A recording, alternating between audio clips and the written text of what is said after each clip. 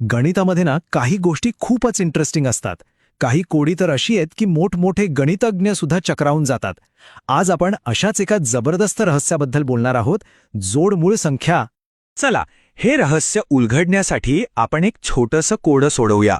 मी एक प्रश्न विचारणार आहे आणि त्यातूनच आपल्याला उत्तराचा मार्ग सापडणार आहे. स्क्रीनवर बघा, इथे 3 संख्यांच्या जोड्या आहेत. 5, 7, 17, 19 आणि 41, 43. आता जरा नीट विचार करून सांगा बघू, या तिन्ही जोड्यांमध्ये असं काय आहे जे सारखं आहे? काही खास पॅटर्न दिसतोय का? अच्छा, तर या कोड्याचं उत्तर आहे ना, ते 2 भागांमध्ये लपलेलं आहे. चला, आपण पहिला सुगावा शोधूया.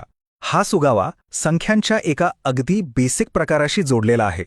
तर पहिला आणि सगळ्यात महत्वाचा क्लू, प्रत्येक जोडीतल्या दोन्ही संख्या या मूळ संख्या म्हणजेच प्राईम नंबर्स असल्या पाहिजेत. आता मूळ संख्या म्हणजे काय? सोपं आहे. अशी संख्या जिला फक्त 1 ने आणि स्वतः त्याच संख्येने भाग जातो. जसं की 5, 7, 17, 19 या सगळ्या मूळ संख्या आहेत. ही झाली आपली पहिली अट. बरं, मग पहिला नियम तर कळला की दोन्ही संख्या मूळ पाहिजेत. पण इतकंच नाहीये. अजून एक दुसरा तितकाच महत्वाचा नियम आहे. आणि खरं सांगायचं तर याच नियमामुळे या जोड्या इतक्या खास बनतात. आणि हा आहे आपला दुसरा क्लू. त्या 2 मूळ संख्यांमधला फरक तो अगदी बरोबर 2 असला पाहिजे. 1 ने कमी नाही, 1 ने जास्त नाही, एक्झॅक्टली 2. हाच तो नियम आहे जो या जोड्यांना इतरांपेक्षा वेगळं ठरवतो. आणि आता दोन्ही क्लू एकत्र केले की आपल्याला आपल्या प्रश्नाचं उत्तर मिळतं. जोडमूळ संख्येची व्याख्याच ही आहे. ज्या 2 मूळ संख्यांमध्ये फक्त 2चा फरक असतो त्यांनाच जोडमूळ संख्या किंवा ट्विन प्राइम्स म्हणतात. बघा किती सोपं आहे. हेच होतं आपल्या त्या कोड्याचं उत्तर.